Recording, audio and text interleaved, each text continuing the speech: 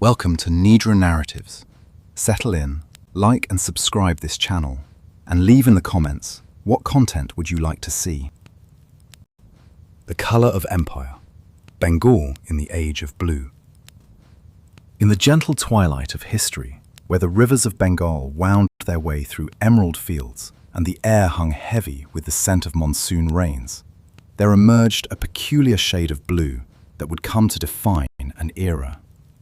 This is a story of that blue, the deep violet dye called indigo that brought fortunes to European merchants and hardship to Indian peasants, and how the movement against its cultivation would plant the seeds of India's eventual freedom. Imagine, if you will, the Bengal of the mid-19th century, a land defined by water, where the great rivers Ganges and Brahmaputra and their innumerable tributaries threaded through the delta like the veins of a living body. This was a world of startling beauty, where the sky stretched vast and pale above endless paddy fields, where the evening light painted the rivers in shades of amber and rose, where the calls of water birds echoed across the still pools that dotted the landscape. In this same year of 1859, while Charles Darwin was publishing his Origin of Species in England, and the American nation was hurtling towards civil war over the question of slavery, the peasants of Bengal were about to launch their own struggle against a system of exploitation that had reduced free farmers to conditions of deep economic bondage. The villages that would become the cradle of this movement were modest collections of dwellings clustered along the riverbanks, for water was the lifeblood of Bengal. The peasant's home was a humble structure known as a Bangala Gar, built with the materials that the land provided in abundance. The walls were fashioned from mud mixed with rice straw and cow dung, packed firmly between frames of bamboo harvested from the groves that grew wild along the waterways. The roof curved gracefully downward in the distinctive Duchala style, two sloping surfaces meeting at a central ridge, designed by generations of builders to shed the torrential monsoon rains that would otherwise pool and collapse a flat structure. This curved roof, made of thatch woven from rice straw or the leaves of the date palm, extended beyond the walls to create a covered veranda where much of daily life unfolded. The interior of the hut was dark and cool, the small windows admitting only filtered light to protect against the fierce midday heat. The earthen floor, packed smooth by years of bare feet, was swept clean each morning with a broom made from the stiff midribs of coconut palm fronds. In one corner stood the clay cooking stove, blackened by countless fires, where the women of the household would prepare the day's meals. The fuel was dried cow dung cakes mixed with rice husks and, in a quiet irony, the dried stalks of last season's indigo plants, the very crop that impoverished them, warming their cooking fires. The furniture was sparse, for the peasant family owned little beyond what they could carry if the rivers flooded or trouble came to their door. A few brass vessels for cooking and storing water, clay pots of various sizes, a grinding stone for preparing spices, and perhaps a wooden chest containing the family's few treasured possessions, a brass lamp for the evening prayers, the wife's wedding ornaments if they had not yet been pawned, a few coins wrapped in cloth against future emergencies. The family slept on woven mats spread upon the earthen floor, with perhaps a thin cotton quilt against the cool nights of winter. The clothing of the peasant was as simple as their dwelling. The men wore the dhoti, an unstitched length of coarse cotton cloth wrapped around the waist and drawn between the legs, leaving the upper body bare or covered with a simple gamcha, a thin cotton towel that served multiple purposes, wiping sweat, covering the head against the sun, or wrapping around the shoulders against the morning chill.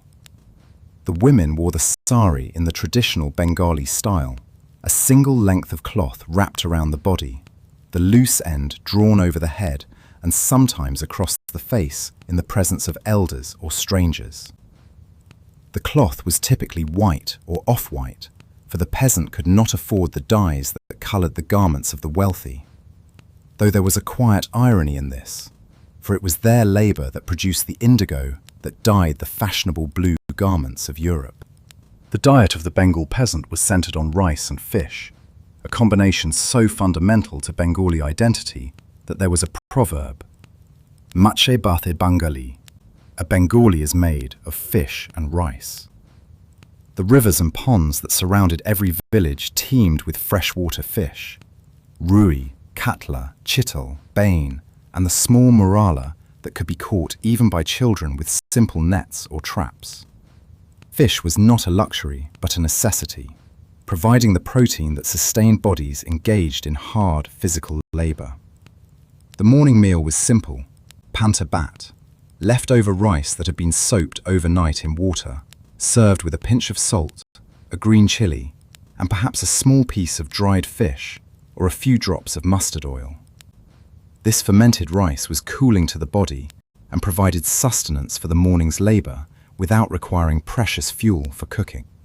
The rhythm of the peasant's day was dictated by the sun and the seasons. In the morning hours, when the air was still cool, the men would go to the fields to tend their crops. The women remained at home, tending to the cooking, the children, the small livestock, and the endless tasks of maintaining the household. In the afternoon, when the sun reached its zenith and the heat became unbearable, work ceased and the village fell into a drowsy stillness. The evening brought its own rituals, as the sun set over the paddy fields, painting the sky in shades of orange and pink that reflected in the still waters of the ponds. The women would light the evening lamp before the household deity. The fragrance of incense would mingle with the smoke of the cooking fire and the ever-present smell of the river, that distinctive Bengal scent of water and mud and growing things. This was a world of simple sufficiency, of hard labour and small pleasures, of family and community. The festivals of Bengal provided respite from the grinding routine. Durga Puja in the autumn, when the goddess was worshipped for 9 days, and the villages came alive with music and celebration. Kali Puja in the dark of the new moon. Poila Boishak, the Bengali New Year, when accounts were settled and new beginnings were celebrated. Eid for the Muslim peasants, who worked alongside their Hindu neighbours and shared in their joys and sorrows. These festivals were times of community, when the divisions of caste and religion were temporarily set aside and the entire village came together in celebration. And yet, by the middle of the 19th century, this world was being slowly transformed by a system of cultivation that had grown across the Bengal countryside. The year 1777 had marked the beginning of this transformation, when a Frenchman named Louis Bonneau arrived in Bengal with a vision that would reshape the landscape. He became the first indigo planter in the region, establishing cultivation near Hooghly, introducing a crop that had been grown in other parts of India since ancient times, but had never before been cultivated on such a commercial scale in the eastern provinces. The timing was not coincidental. Across the seas in Britain, the Industrial Revolution was gathering momentum, and the cotton textile industry was expanding at an unprecedented rate. The looms of Lancashire hungered for blue dye, and Bengal, with its fertile alluvial soil and abundant water, seemed the perfect answer to this demand. As the 18th century gave way to the 19th, indigo cultivation spread across the Bengal countryside. By 1830, more than 1,000 indigo factories dotted the landscape of Burdwan, Bankura, Birbhum, North 24, Parganas, Nadia, Jessore, and Pabna. The British East India Company, ever alert to profitable ventures, encouraged this expansion with enthusiasm. Bengal's indigo accounted for 67% of London's total imports of the dye by 1796, approximately 2 million kilograms, and this figure continued to rise into the 19th century. The blue dye that coloured the fashionable garments of European society came at great human cost to the Bengali peasants who cultivated it. The system of indigo cultivation operated through two primary methods, each designed to maximize profit for the planters while minimizing returns for the cultivators.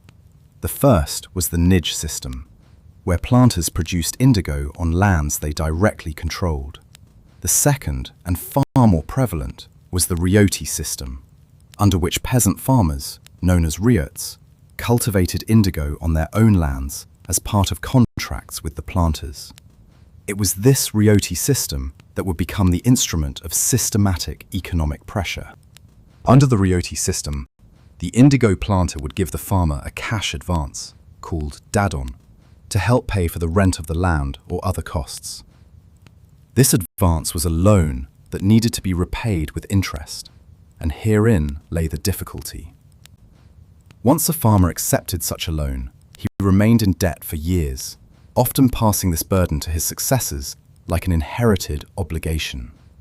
The planters, almost all of whom were Europeans, would persuade or compel farmers to sign contracts to grow indigo on a certain portion of their land, typically the best and most fertile portion. This was known as the Tinkarthia system, where peasants were required to use 3 out of every 20 parts of their land for indigo cultivation, often against their preference. The farmers were paid very little for their indigo, by some accounts only 2.5% of the market price, far less than what they could earn for growing rice or other food crops. The economics were difficult. Indigo cultivation was simply unprofitable for the peasants, yet they had no choice but to continue. The advances they received were never enough, and the prices they were paid were always too low.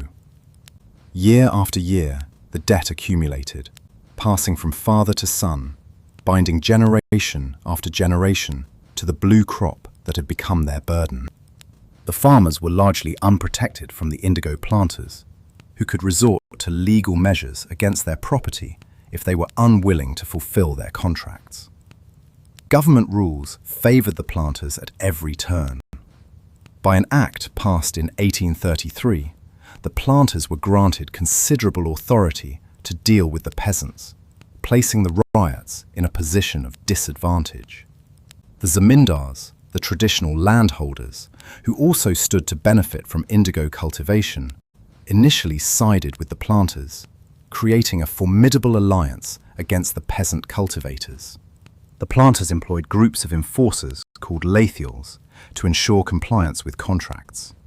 There was even a proverb that captured their influence: Jar lathi, tar mati. He who holds authority rules the land. Every indigo planter maintained a force of these enforcers to encourage reluctant ryots to sign contracts and to collect the crop when it was ready for harvest. The pressure they applied was persistent, and families who resisted faced economic consequences: the loss of cattle, the destruction of crops other than indigo, and various forms of coercion that made daily life increasingly difficult. Rising from the flat Bengal landscape like monuments to colonial enterprise, the Neelkuthis, the indigo factories, stood as the physical embodiment of this system. These were sprawling complexes where the ancient process of transforming green leaves into blue dye was performed through methods that had changed little in centuries, though the scale of production had grown beyond anything the original practitioners could have imagined. The Neelkuthi was typically situated beside a river or canal, for water was essential to the manufacturing process, and the waterways provided the means of transporting the finished product to the ports of Calcutta. The main building was a substantial structure of brick and mortar, often 2 stories tall, with thick walls that kept the interior cool even in the fierce heat of the Bengal summer. The architecture combined Mughal decorative features with local building traditions: arched doorways, ornamental plasterwork, and distinctive curved cornices. But where the peasant's home was a place of family and warmth, the Neelkuthi was a centre of commercial extraction, maintained by contract, overseer, and economic leverage. The locals saw these factories as symbols of a foreign presence that had established itself firmly in their landscape. The heart of the factory was the vat complex, a series of large tanks arranged in descending order, where the transformation from plant to dye took place. The steeping vat was the largest, a rectangular tank perhaps 20 feet long and 10 feet wide, lined with brick and mortar to prevent leakage. Here, the freshly harvested indigo plants were brought directly from the fields, for timing was crucial. The leaves had to be processed within 2 hours of cutting before they began to dry and lose their precious dye content. The smell of the steeping vat was distinctive and unforgettable, a pungent organic odor that combined the green scent of crushed vegetation with the sour tang of fermentation. The European planter who managed the factory lived in considerable comfort compared to the peasants who labored for him. His bungalow, situated within the factory compound, was a spacious structure with wide verandas designed to catch the breeze, high ceilings to allow the hot air to rise, and large cloth fans operated by servants to provide additional cooling. The planter dined on food prepared to English tastes, drank wine and spirits shipped from home, and dressed in light cotton suits appropriate to the tropical climate. The contrast between the planter's life and that of the peasants who made his wealth possible was striking. By the late 1850s, the situation had become unsustainable. The price of indigo in the international market had begun to fall, and the planters responded by pressing even harder on the peasants. The advances became smaller, the prices paid for indigo even lower, the demands for compliance more insistent. The peasants were caught between the requirements of the planters and the needs of their own survival. Something had to change. And in the summer of 1859, in the villages of Nadia district, a quiet determination began spreading from household to household, from field to field, carried on whispered conversations and resolute glances. Thousands of ryots, who had endured decades of economic pressure, were about to refuse to grow indigo for the European planters. It was an act motivated by deep conviction and collective resolve, and it would become one of the most remarkable peasant movements in Indian history. The era of unquestioned compliance was about to face its reckoning. The summer of blue defiance. The revolt begins. The revolt began in Chugachar village near Krishnanagar in Nadia district, where two peasant leaders emerged to give voice to the collective suffering of their people. Digambar Biswas and Bishnu Charan Biswas, the Biswas brothers, were not ordinary farmers. They came from a wealthy family of cultivators who understood both the economics of exploitation and the potential power of organized resistance. In March 1859, they led the first act of defiance against the planters, refusing to sow indigo and encouraging their fellow villagers to do the same. The timing of the movement was not accidental. The riots had been emboldened by several factors that suggested the moment was ripe for resistance.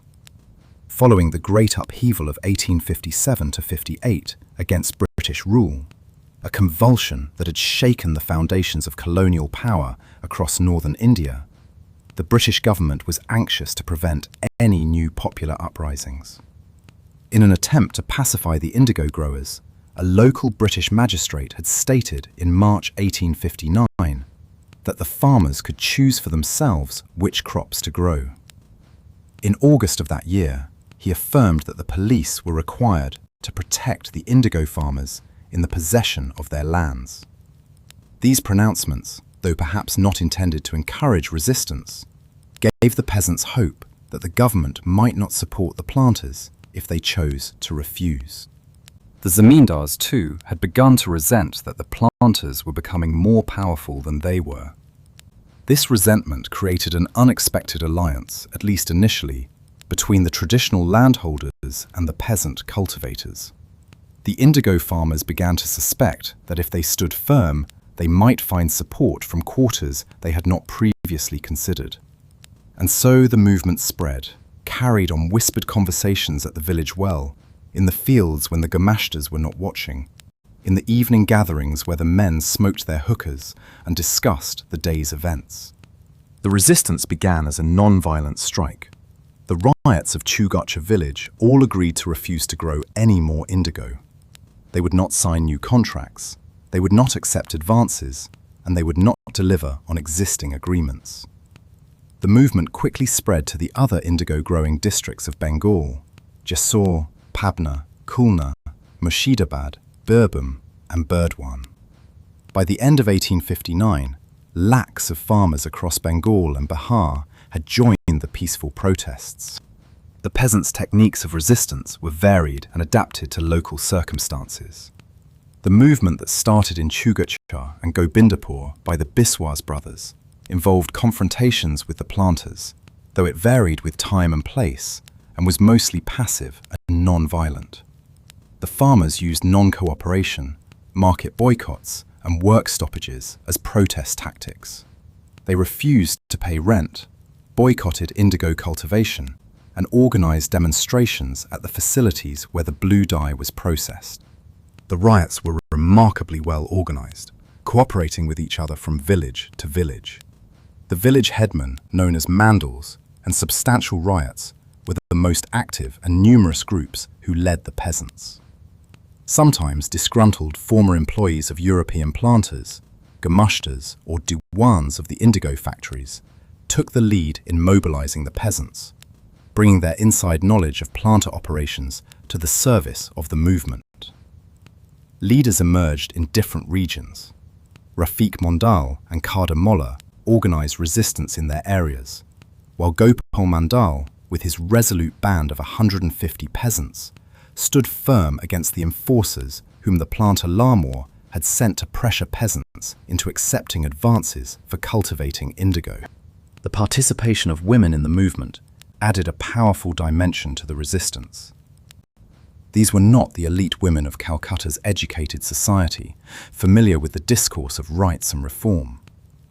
These were peasant women, illiterate and unlettered, whose lives had been bounded by the rhythms of the village and the demands of the household.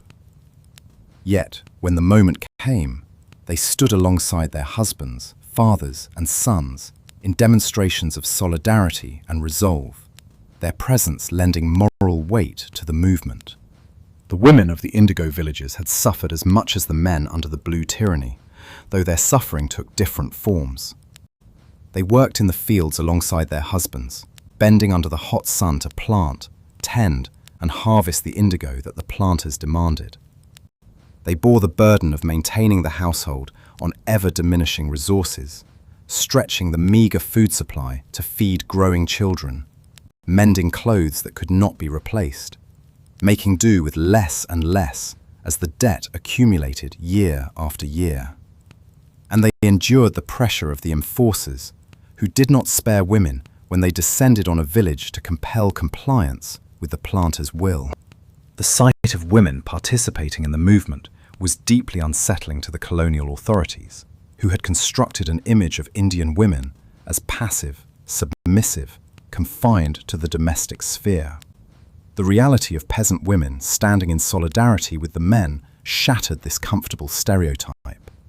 Other women contributed to the movement in less visible but equally important ways, providing food and shelter to the men who were organizing the resistance, carrying messages between villages, tending to those who were weary, and maintaining the households during the long months of the movement. The resolve of the women strengthened the resolve of the men, and the unity of the peasant households became a source of strength that the planters could not break. Both Hindu and Muslim farmers participated in the movement, their religious differences set aside in the face of common oppression. This unity across religious lines would become a hallmark of the movement and a model for future struggles against colonial rule. The zamindars, at least initially, provided some support, and many educated middle-class Bengalis also rallied to the farmers' cause. In Khulna, Burdwan, a peasant leader named Shamar Mondal led the resistance and published a magazine named Mritika, writing about the oppressions of the indigo planters and the plights of the peasants. The written word was joining the struggle, amplifying the voices of the illiterate farmers to audiences they could never have reached on their own. The planters responded with pressure. They employed their mercenary forces and engaged in continual confrontations with the resisting peasants. They increased rents and evicted farmers, hoping to break the resistance through economic pressure. They sued hundreds of peasants for breaking their indigo contracts, with over 17,000 rupees being spent defending these lawsuits. But the peasants held firm. In April 1860, the movement reached its peak. All the farmers in the Barasat division of the districts Nadia and Pabna went on a strike and vehemently refused to grow indigo. The strike spread to other parts of Bengal. Mass protests emerged in Burdwan, Birbhum, Kulma, Murshidabad and Narail. In some places, the symbols of the indigo system were dismantled. Records of debt were destroyed, marking the end of an era of bondage. Many planters withdrew to avoid confrontation. The movement was especially powerful in the Pabna district, where the riots vehemently refused to sow indigo. When J.P. Grant, the Lieutenant Governor of Bengal, was travelling along the Kumar and Kaliganga rivers, he witnessed a scene that moved him deeply.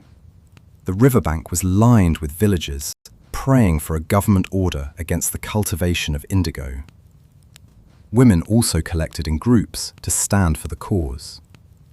Grant felt a deep meaning in such a powerful demonstration over so large an extent of the country.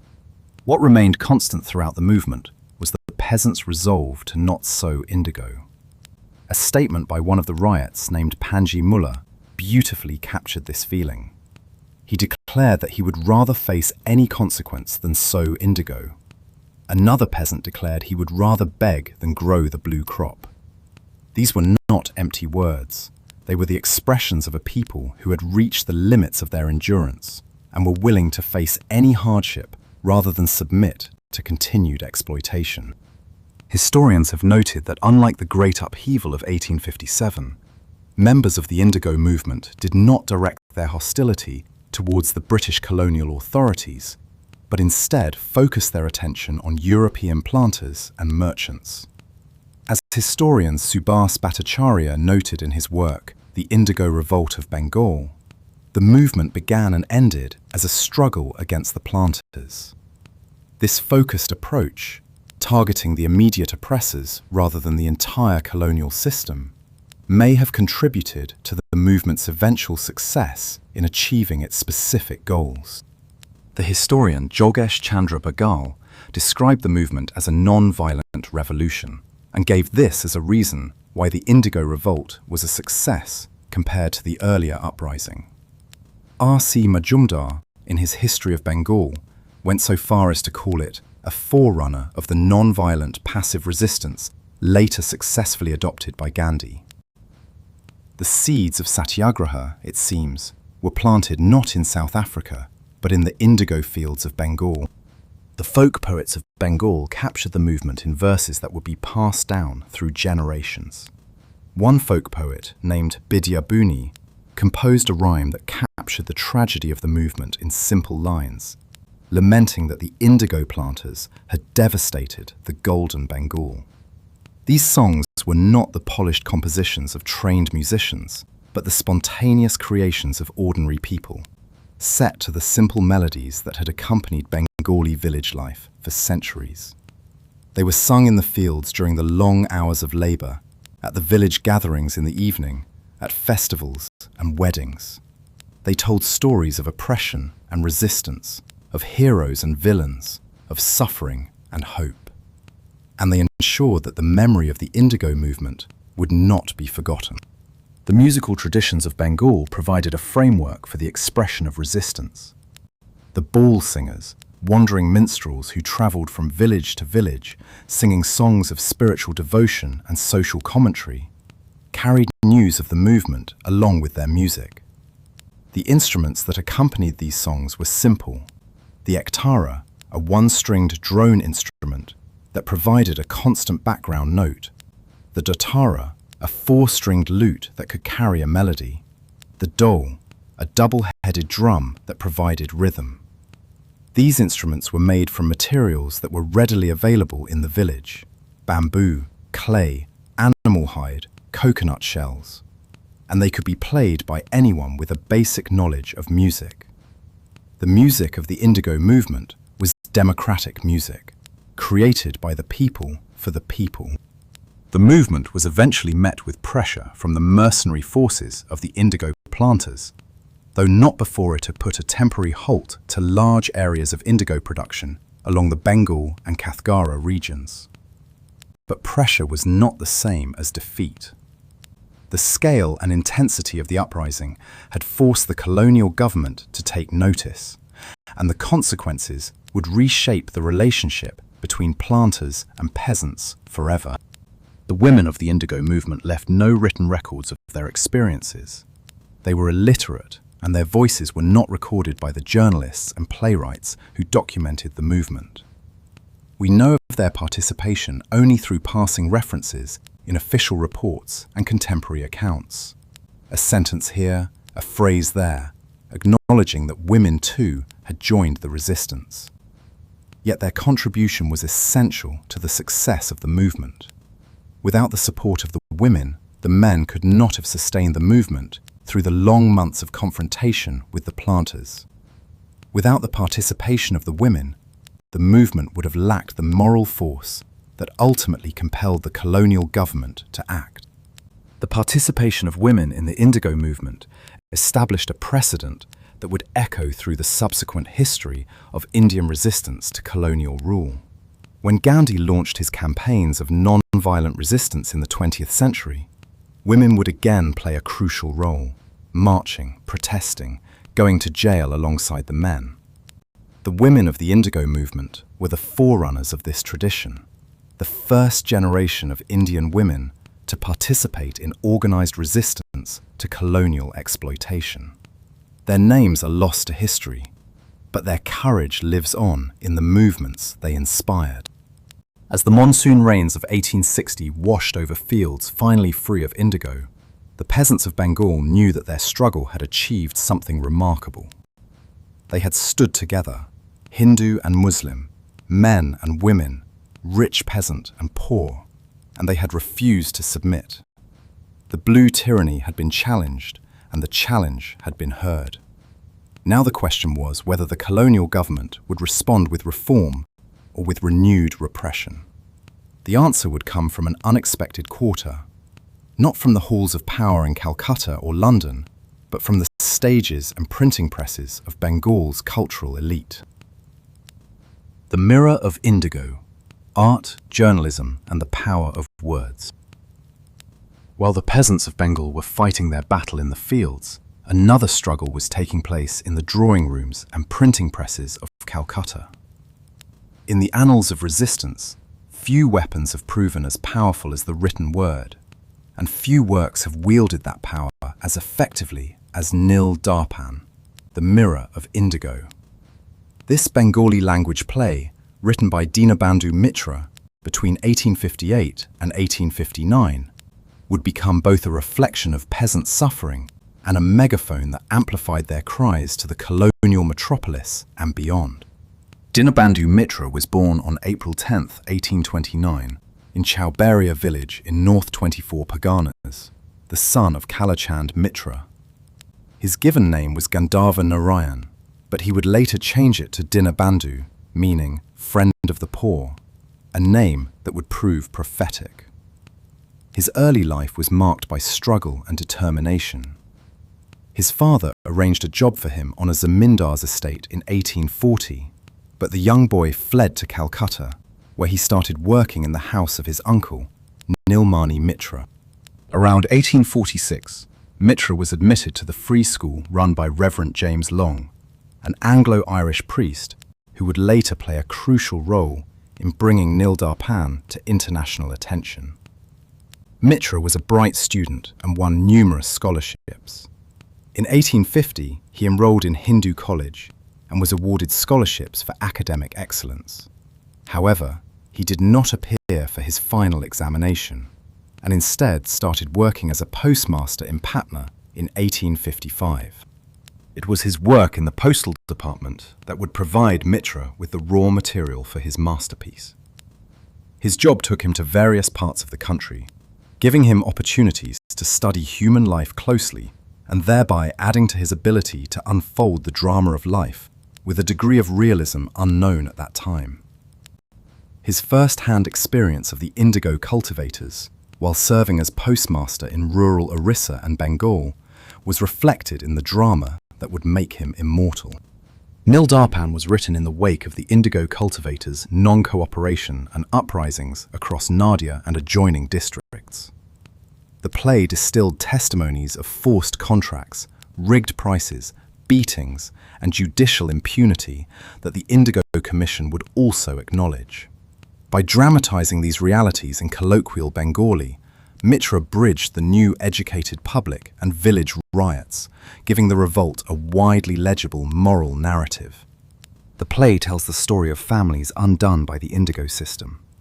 The fortunes of cultivators like Golok Chand and Sadhu Charan's household unravel under planter extortion, assaults by factory henchmen, and debt traps, culminating in ruin that allegorizes a country under colonial exploitation. The fictitious characters named Mr. Wood and Mr. Rose in the play represent the indigo planters. Their English names a pointed commentary on the foreign nature of the oppression. Mitra's use of regional idioms and direct speech made the scenes of intimidation and lament immediate, while the didactic moral frame aligned the audience with peasant suffering. It was among the earliest modern Bengali dramas to fuse social reportage with theatrical affect. In his preface to the play, Mitra wrote with bitter irony that he presented the indigo planting mirror to the indigo planters' hands, so that every one of them, having observed his face, might erase the freckle of the stain of selfishness from his forehead. The play was first published from Dhaka in 1860, and soon after its publication, it ignited a major argument in the newspapers. The play created a huge controversy and was later banned by the colonial authorities to control the agitation among the Indians. But suppression only increased its power. While Mitra was creating his dramatic masterpiece, another figure was fighting the same battle through journalism. Harish Chandra Mukherjee, a revolutionary journalist born on July 24, 1824, had become the editor of the Hindu Patriot Weekly in 1855. Under his stewardship, the newspaper became the mouthpiece of protest against imperial injustices. In the late 50s, the Hindu Patriot began to expose the oppression and atrocities on Indian peasants by the indigo planters. During the Indigo Revolt of 1859, Mukherjee stood by the side of the riots and exposed the oppression and high-handedness of the planters. His strong advocacy of the cause led to the appointment of the Indigo Commission to inquire into the grievances of the people. His house became a shelter full of peasants who came to narrate their travails. His family fed them while he himself took on immense labor to espouse their cause. Mukherjee's writings roused public opinion, and his efforts complemented Mitra's dramatic work. Together, the journalist and the playwright created a two-pronged assault on the indigo system, one through the immediacy of news reportage, the other through the emotional power of theatrical representation. The story of Nil Darpan took a dramatic turn when Reverend James Long entered the picture. Long, who had been in India since 1840, was particularly interested in what he called the native press. He believed that vernacular writings were an important barometer of the feelings of Indian people, and that they had often been ignored by those in power. When Mitra sent Long a copy of the play in 1861, Long recognized its significance immediately. Long brought the play to the notice of W.S. Seton Carr, Secretary to the Governor of Bengal and ex-president of the Indigo Commission. Seton Carr, sensing its importance, mentioned Nil Darpan in conversation with Lieutenant Governor J.P. Grant. Grant expressed a wish to see a translation of it and to print a few copies to be circulated privately among friends. After the discussion, Seton Carr asked Long to arrange for a translation of the play into English. Michael Madhusudan Dutta, the doyen of Bengali poetry and drama, translated the play under the supervision of Long. Popular legend has it that the translation was completed in a single night, though modern researchers have cast doubt on this claim. When the translation was complete, Seton Carr ordered the printing of 500 copies, far more than Grant's original wish of a few copies. Long sent the translated manuscripts to Clement Henry Manuel, the proprietor of the Calcutta Printing and Publishing Press, to print 500 copies at a cost of around 300 rupees. The play was published in April or May 1861. Then Long made a fateful decision. Unknown to the Lieutenant Governor, he began sending out copies in official government envelopes that had the heading, "On Her Majesty's Service." The translation revealed the nature of the oppression against the Indigo workers to an English-speaking audience. It naturally offended the establishment so much that a raging propaganda was started by the Anglo-Indian press against the publisher and the translator. The Englishman newspaper and some indigo planters instituted a libel suit against Long and the printer. The trial for libel took place in July 1861, and there was much sympathy expressed for James Long. Yet he was found guilty by an all-white jury, sentenced to 1 month in jail and fined 1,000 rupees. The Bengali author Kaliprasana Singh immediately paid the fine on Long's behalf, an act of solidarity that demonstrated the unity of the Bengali intelligentsia behind the cause of the indigo farmers. Long had to undergo his term of imprisonment from July to August 1861. The trial was conducted in a manner of expressive partisanship and partiality. Long presented himself in court as a missionary mediating native feeling, asserting that vernacular writing had been ignored by policymakers. The English text's political effect arguably surpassed the Bengali original by confronting imperial audiences with peasant testimonies. The impact of Nil Darpan extended far beyond the courtroom. The play was compared by Bankim Chandra Chattopadhyay, the founder of the Bengali novel, with Uncle Tom's Cabin, another work of literature that had exposed the horrors of an exploitative system and galvanized public opinion against it. Just as Harriet Beecher Stowe's novel had awakened American consciences to the brutality of slavery, Nil Darpan awakened British and Indian consciences to the brutality of the indigo system. 500 copies of the play in English translation were sent to British parliamentarians, requesting an intervention. Nil Darpan was the first play to be staged commercially at the National Theatre in Calcutta, when Girish Chandra Ghosh established it in 1872. It was one of a number of politicized plays which provoked the British Raj into enacting restrictive censorship measures on Indian theatre via the 1876 Dramatic Performances Act. The colonial authorities had learned a lesson. Art could be as dangerous as armed rebellion. The play led to the surge of a series of mirror plays. Chakar Darpan, based on the exploitation of tea garden labourers. Jel Darpan, based on the pathetic condition of jail inmates under the colonial administration. And Jamidar Darpan, exposing the corruption of landlords.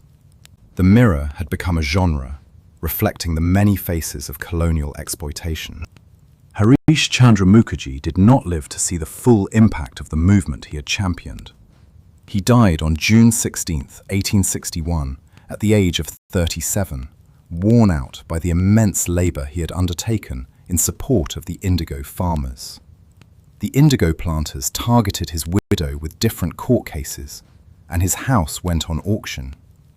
The Hindu Patriot was almost on the verge of closure when Kaliprasana Singh, the same man who had paid Long's fine, bought the paper and saved it from extinction. Bijabuni's folk rhyme captured the tragedy. The indigo planters had devastated the golden Bengal. Harish had died prematurely, while Long had been sent to jail. The verse became a lament for the sacrifices made in the struggle against indigo tyranny. The scale of the Indigo Revolt had alarmed the British government in ways that few peasant movements had before. As the protests spread across Bengal in the spring of 1860, Lieutenant Governor J.P. Grant found himself confronted with a crisis that demanded more than military suppression. The powerful demonstrations he had witnessed along the Kumar and Kaliganga rivers, villagers lining the banks, praying for a government order against the cultivation of indigo, women collecting in groups to stand for the cause, had left a deep impression on him. In March 1860, the British government in Bengal passed the Indigo Act, which enforced the fulfillment of indigo contracts for one season, while simultaneously creating an Indigo Commission to investigate the indigo cultivation system in Bengal. This was a calculated compromise, giving the planters one final season of guaranteed production while opening the door to reform. The commission was formed in response to pressure from Nawab Abdul Latif, who aimed to put an end to the repressions of indigo planters. The Indigo Commission was established as a 5-member body tasked with examining the relations between planters and riots, reviewing the evidence already available on the subject, and submitting recommendations to remove the grievances of all parties involved. The commission began its work in the summer of 1860, travelling through the indigo-growing districts, taking testimony from planters, zamindars, and most importantly, the peasants themselves. The testimony that emerged was damning. Magistrate E.W.L. Tower of Faridpur testified with words that would echo through history. Not a chest of indigo reached England without being stained with human blood. This was not rhetoric, it was the considered judgment of a British official who had witnessed the system firsthand. Ashley Eden, another magistrate, stated that from 1839 to 1859, 49 cases of murder, homicide, riot, arson, dacoity, plunder, and kidnapping related to indigo cultivation were recorded in his district alone. The commission found the existence of grave offences: kidnapping of men, carrying away of cattle, and uprooting plants to make way for indigo. It mattered little, stated the commission, whether the riot took his first advance willingly or reluctantly. The result was the same. He was never afterwards a free man. The system had reduced free farmers to a condition resembling serfdom, bound by debt and coercion to a crop that impoverished them. The Commission's report, submitted in August 1860, was a scathing indictment of the indigo cultivation system prevalent in Bengal. It clearly brought out that the peasants were forced by the landlords to accept advances to grow the crop. The agriculturists were subjected to indignities and physical violence from the indigo planters, and their conditions of work were slave-like. The Commission condemned the appointment of honorary magistrates, a body which included many indigo planters, who were thus constituted judges in their own causes. They recommended that the Compulsory Act of 1860 should be abandoned and not renewed, concluding their report by stating that the character of the British nation was at stake, and that at all risks they were bound to see justice done to the riots. Based on the recommendations of the Indigo Commission, the government issued a notification in November 1860 that the riots could not be forced to grow indigo, and that it would ensure that all disputes were resolved by legal means. This was the crucial victory, the official acknowledgement that forced cultivation was illegal and that peasants had the right to choose what crops to grow on their own land. The Indigo Commission's activities led to the passage of the 1862 Indigo Act, which formalized many of the reforms recommended by the Commission. The intensity of the movement and the report of the Indigo Commission, together with the coming of chemically produced indigo in the market, were responsible for phasing out indigo cultivation in Bengal. The indigo industry quickly declined in Bengal. By the end of 1860, indigo cultivation was virtually wiped out from the region as the planters closed their factories and left for good. The peasants of Bengal returned to growing rice and other food crops, bringing great relief to families that had suffered for generations under the blue tyranny. The Neelkuthis that had once dominated the landscape began their slow decay, their chimneys falling silent, their vats filling with debris and weeds. Nil Darpan remains both mirror and megaphone, a drama that reflected the Indigo peasants' ordeal and amplified it to the colonial metropolis. Its courtroom afterlife, James Long's conviction, Kaliprasanna Singha's act of solidarity, and subsequent theatre controls, confirms the potency of vernacular truth translated into the colonizer's tongue. As literary protest, it remains a cornerstone of Bengal's social theatre and India's history of agrarian resistance. From Bengal to Bihar, the long road to Champaran. The Indigo Revolt of 1859–60 did not end with the closure of factories in Bengal or the passage of reform legislation. Its echoes would reverberate through the decades that followed, shaping the strategies and inspiring the leaders of India's independence movement. The Blue Revolution had planted seeds that would flower in ways its original participants could never have imagined. The revolt's most immediate legacy was the demonstration that organized peasant resistance could achieve tangible results against colonial exploitation. The largely non-violent nature of the movement, the strikes, boycotts, and non-cooperation that characterized much of the protest, acted as a precursor to Gandhi's non-violent satyagraha in later years. The revolt also established important precedents for cross-class and cross-religious solidarity. Hindus and Muslims had joined hands against their oppressors in this rebellion. Zamindars had, at least initially, supported the riots against the planters. The Bengali intelligentsia, journalists, playwrights, and intellectuals had lent their voices and resources to the peasant cause. This model of broad-based coalition building would become essential to the independence movement. The cultural impact of the revolt was equally significant. Nil Darpan and the other mirror plays it inspired created a tradition of socially conscious theatre that would continue to challenge colonial authority. Literature, music, and folklore were all influenced by the Nil Bidroha. Poems like Nil Hai Kiya by Biharilal Chakravarti depicted farmers' woes. Novels like Sarat Chandra Chattopadhyay's Shrikanta referenced indigo farmer struggles. Songs and folklore kept the movement's memory alive in rural Bengal for generations. But the indigo system did not disappear entirely with the Bengal Revolt. Many British planters simply moved to Bihar, where indigo was still farmed under the same exploitative conditions. The Tinkathya system, forcing farmers to grow indigo on 3 out of every 20 parts of their land, continued in Champaran and other districts of Bihar. The situation in Champaran was, by some accounts, worse than it had been in Bengal. Under colonial-era laws, many tenant farmers in Champaran were forced to grow some indigo on a portion of their land as a condition of their tenancy. This indigo was used to make dye, and the farmers received inadequate compensation for their labor. The Germans had invented artificial dye by the late 19th century, so the demand for natural indigo fell. Some tenants paid more rent in return for being let off from growing indigo.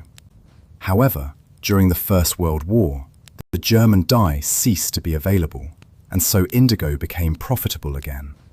Thus, many tenants were once again forced to grow it on a portion of their land as required by their lease. Naturally, this created much anger and resentment.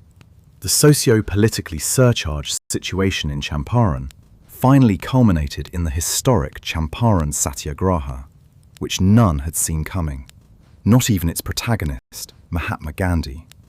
Gandhi himself would later confess that he did not then know even the name, much less the geographical position, of Champaran, and he had hardly any notion of indigo plantations. The connection between the Bengal Revolt and Champaran was made through Raj Kumar Shukla, a well-off agriculturist from Champaran who had been deeply affected by the suffering of his fellow farmers. The resentment surrounding indigo cultivation compelled Shukla to seek out Mahatma Gandhi, who had recently returned from South Africa after a successful campaign against racial discrimination. Gandhi had assumed the status of an emancipator and Shukla believed he could bring the same methods to bear on the indigo question in Bihar. Along with Brigeshwar Prasad, a reputed Bihari lawyer who fought cases for the tenants, Shukla first met Gandhi at Lucknow, where he had come to attend the annual Congress meet of 1916. Initially, Gandhi seemed unimpressed by both of them and clearly stated that unless he saw the situation for himself, he would not do anything. He asked them to pass the resolution without him. Brigeshwar Prasad moved a resolution in the Congress meeting about the distress of peasants in Champaran, and Shukla gave a speech while supporting it. But Shukla was persistent. He followed Gandhi across India, appearing at his ashram, at his meetings, refusing to be dismissed. Finally, Gandhi agreed to visit Champaran.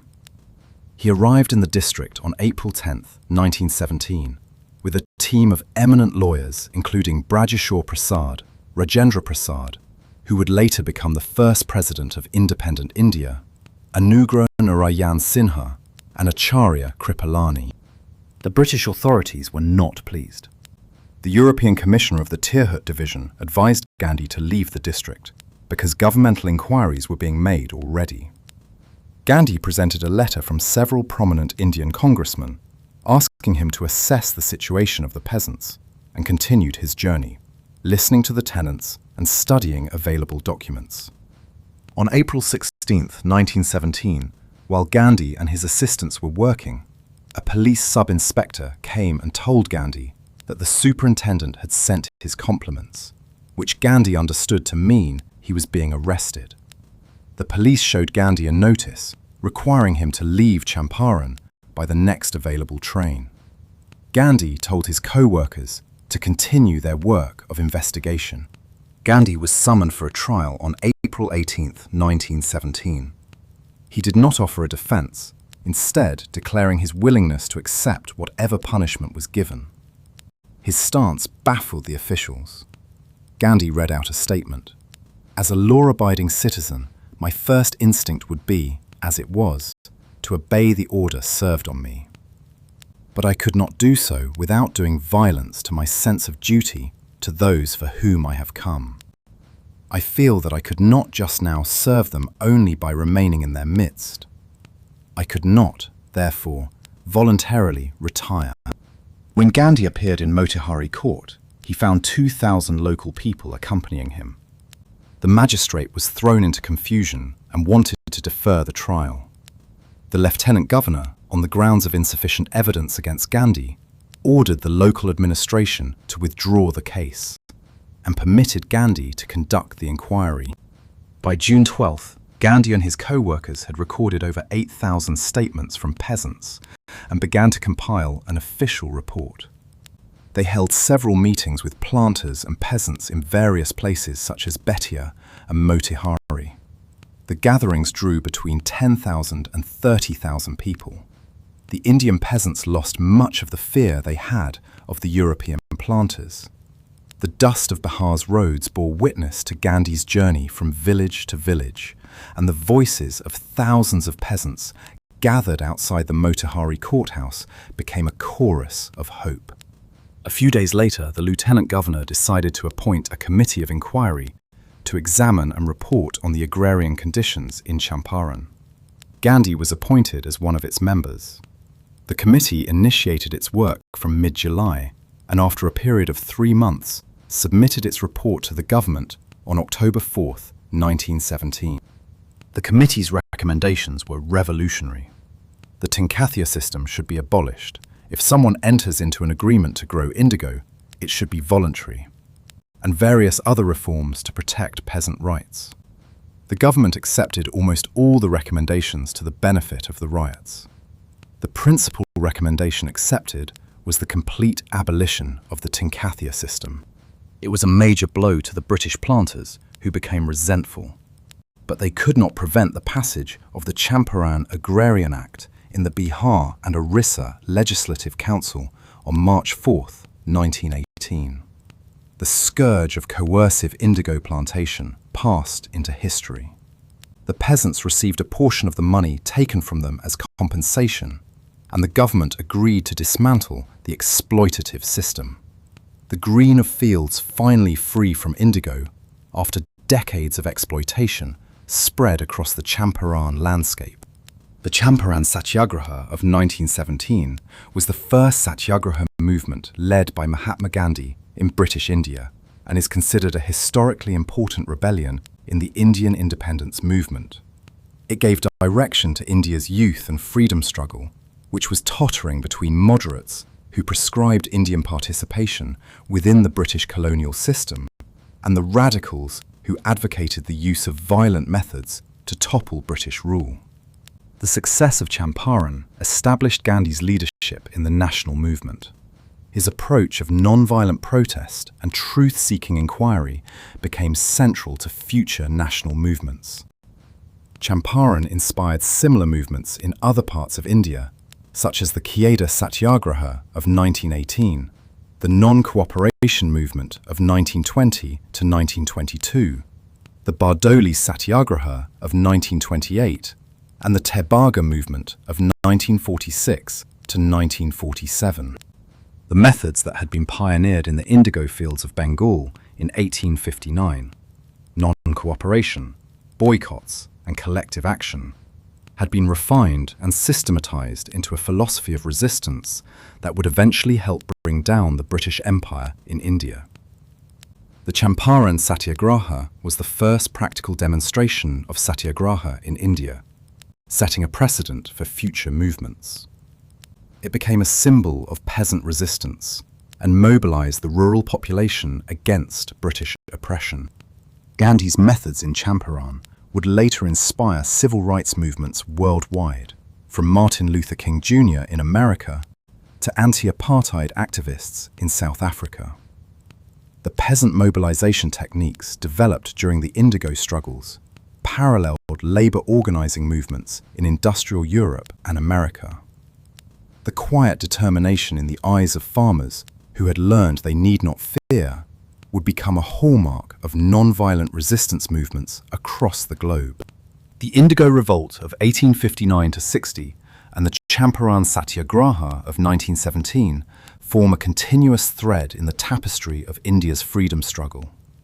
The peasants who refused to sow indigo in Nadia district, the journalists who championed their cause, the playwrights who dramatized their suffering, and the leaders who organized their resistance, all contributed to a tradition of agrarian activism that would prove essential to the independence movement.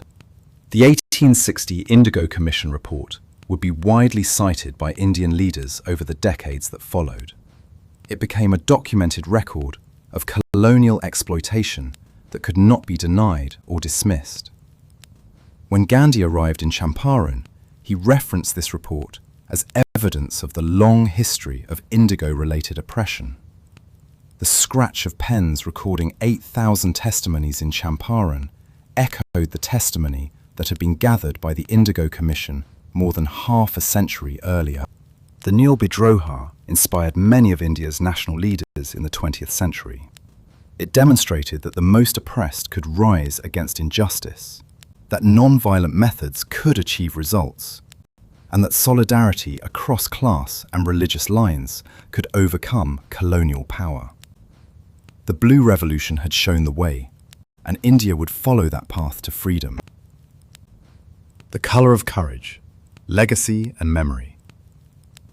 As the indigo faded from Bengal's fields and Bihar's plantations, the spirit of the Neel Bidroha continued to inspire generations. The colour of courage had indeed been blue, the blue of indigo, the blue of suffering, and ultimately the blue of defiance that would help paint India's path to independence. The Neelkuthis that once dominated the rural landscape of Bengal, in Kushtia, Sirajganj, Pabna and Rajshahi in what is now Bangladesh, and in Nadia, Birbhum and Murshidabad in West Bengal, are now crumbling ruins, their walls weathered by more than a century of monsoons, their vats filled with debris and overgrown with weeds. The chimneys that once emitted smoke now stand silent, monuments to a system that has passed into history. Yet these ruins are more than mere archaeological curiosities. They are living testimony to the exploitation that once defined this landscape, memorials to the peasants who suffered under the Indigo system, and reminders of the revolt that finally brought it to an end. When visitors walk through these ruins today, school groups on educational trips, tourists seeking a glimpse of colonial history, researchers documenting the material remains of the Indigo era, they are walking through spaces that were once saturated with human struggle. The vats where workers stood waist-deep in fermenting liquid, the go-downs where peasants were sometimes held in illegal confinement, the courtyards where enforcers assembled before descending on recalcitrant villages. All these spaces bear witness to a history that should not be forgotten. The Nilkuthis stand as stark reminders of the balance of power tilted toward profit at the expense of human lives. Yet they also quietly echo the unwavering spirit of resistance that finally brought the blue tyranny to an end. The environmental impact of indigo cultivation had been severe. Year after year of continuous indigo cultivation had exhausted the land, reducing yields and forcing the planters to expand into new areas. The water used in the processing of indigo was discharged back into the rivers and ponds, carrying with it the residues of fermentation, organic matter that decomposed and depleted the oxygen in the water, affecting fish and making the water less suitable for drinking or irrigation. When the indigo factories closed, the land and water slowly began to heal. The paddy fields returned to their ancient rhythms, the rivers ran cleaner, and the balance that had been disrupted by decades of monoculture began to restore itself.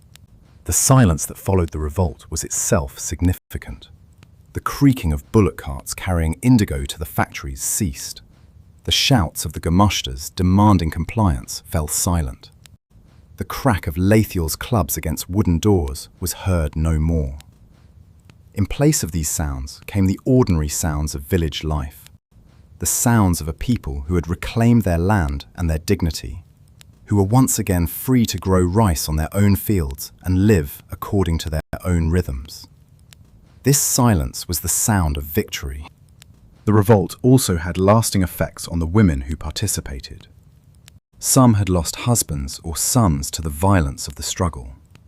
Some had seen their homes destroyed, their possessions seized, their families scattered. The planters' retaliation had been severe, and women were not spared. Yet the women who survived the revolt also gained something, a sense of their own power, a knowledge that they could act collectively to resist oppression, a memory of a time when they had stood up and fought back. This knowledge would be passed down through generations, a legacy of resistance that would inform future struggles. The women of the Indigo Revolt remind us that history is not made only by the great figures whose names appear in the textbooks. It is made also by the unnamed millions who lived and worked and struggled in obscurity, whose individual stories have been lost, but whose collective action shaped the course of events. The peasant women who fought with pots and pans against the enforcers of the indigo planters were as much the makers of history as the Biswas brothers or Harish Chandra Mukherjee. Their courage, their sacrifice, their determination to resist, these are the threads from which the fabric of Indian independence was woven. The songs of the Indigo Revolt are rarely heard today. The folk traditions that preserve them have declined with urbanization and modernization, and the younger generations have little knowledge of the struggles of their ancestors. Yet the memory persists in other forms, in the plays that are still occasionally performed, in the histories that are taught in schools, in the ruins of the Nilkuthis that still dot the Bengal countryside. And occasionally, in a village gathering or a cultural festival, someone will sing one of the old songs, and for a moment, the voices of the past will be heard again. The voices of the peasants who refused to grow indigo, who stood together against oppression, who won their freedom through courage and solidarity. The Indigo Revolt set a precedent of government action to protect farmer interests, a precedent that would be invoked again and again in India's struggle for independence. It marked the rise of peasant power and laid the foundations of India's independence movement.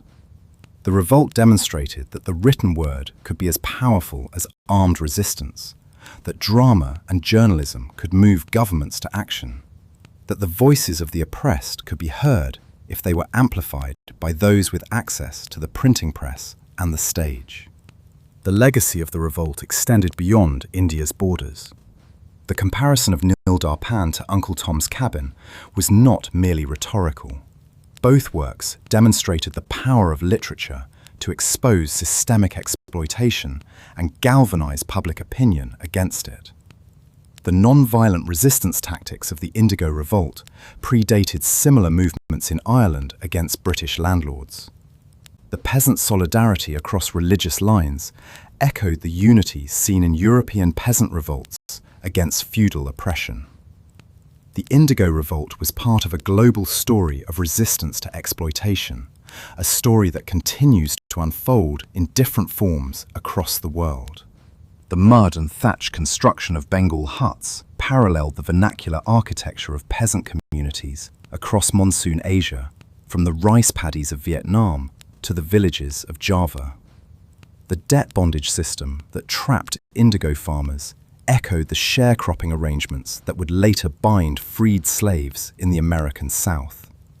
The VAT system used in Bengal indigo factories was adapted from techniques developed in the Caribbean and South Carolina, demonstrating the global circulation of colonial knowledge.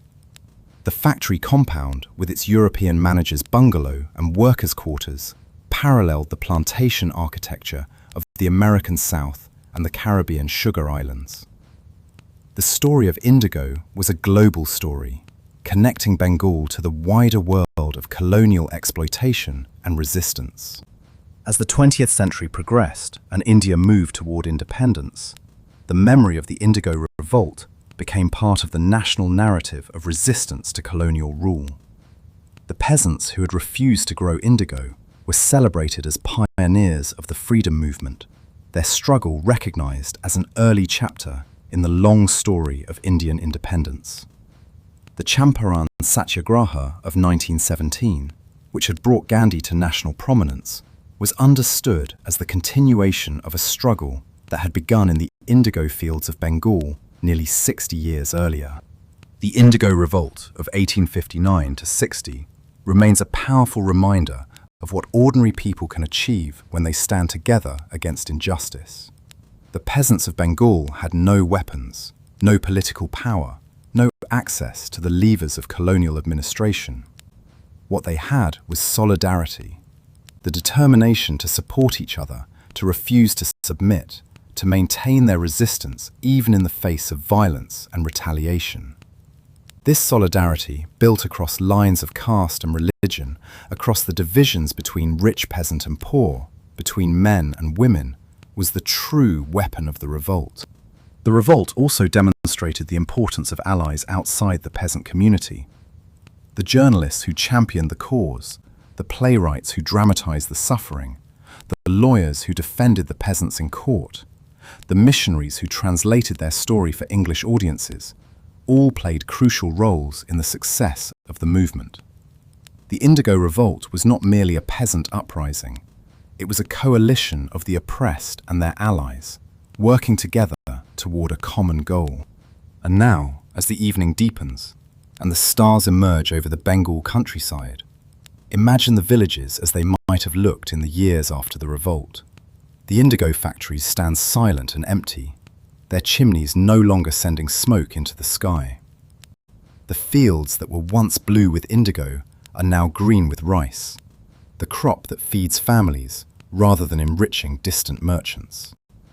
The peasants gather in the evening, as they always have, to share news and stories, to smoke their hookahs and discuss the day's events. But now there is a new story to tell. The story of how they stood together and won their freedom.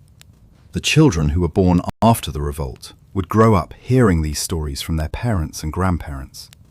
They would learn of the Biswas brothers who led the first resistance, of the women who fought with pots and pans, of the journalists and playwrights who amplified their voices, of the commission that finally acknowledged their suffering.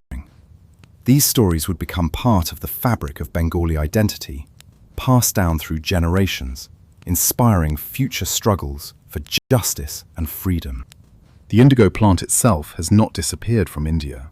It continues to be cultivated in small quantities for traditional uses, natural dyeing, traditional medicine, religious ceremonies. But it is no longer the instrument of exploitation that it once was. The blue dye that was once extracted through coercion is now produced by farmers who choose to grow it, who receive fair prices for their labor, who are free to plant rice or indigo as they see fit. The transformation is complete.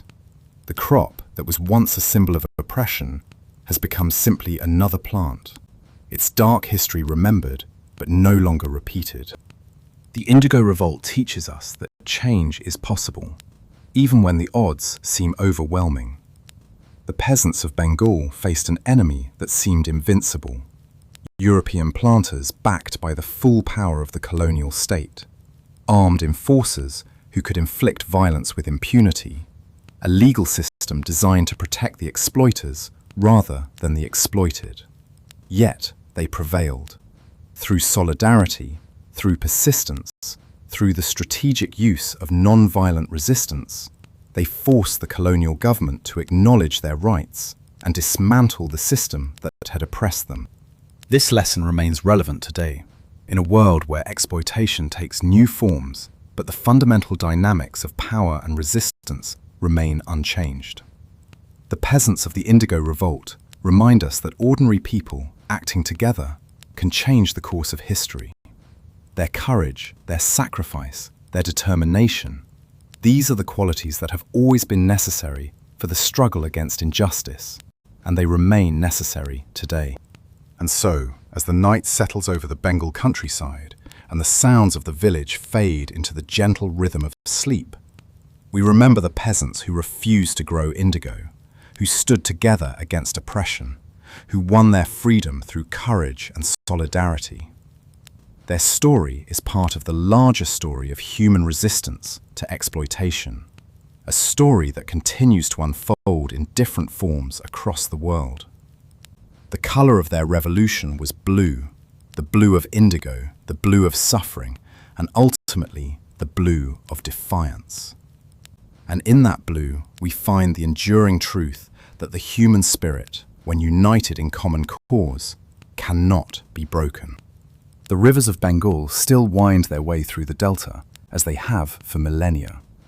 The monsoon rains still fall, nourishing the rice paddies that stretch to the horizon. The villages still cluster along the riverbanks, their thatched roofs curved against the sky.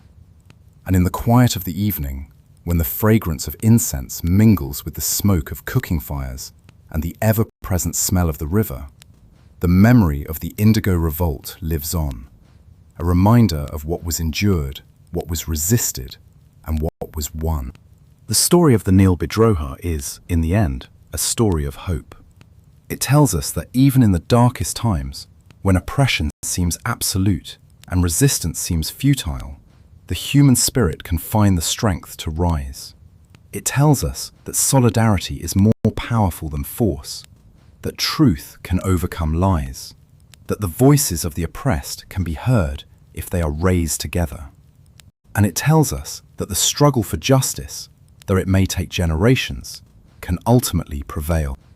As you drift towards sleep, carry with you the image of those Bengal villages in the years after the revolt, the fields green with rice, the factories silent and empty, the peasants free at last to live according to their own rhythms. Carry with you the memory of the women who fought with pots and pans, the men who refused to sign the contracts, the journalists and playwrights who amplified their voices. Carry with you the knowledge that ordinary people, acting together, changed the course of history. The color of courage was blue, and in that blue we find the promise that justice, though it may be delayed, will ultimately prevail. The Indigo Revolt is over, but its spirit lives on. In every struggle for justice, in every act of solidarity, in every voice raised against oppression.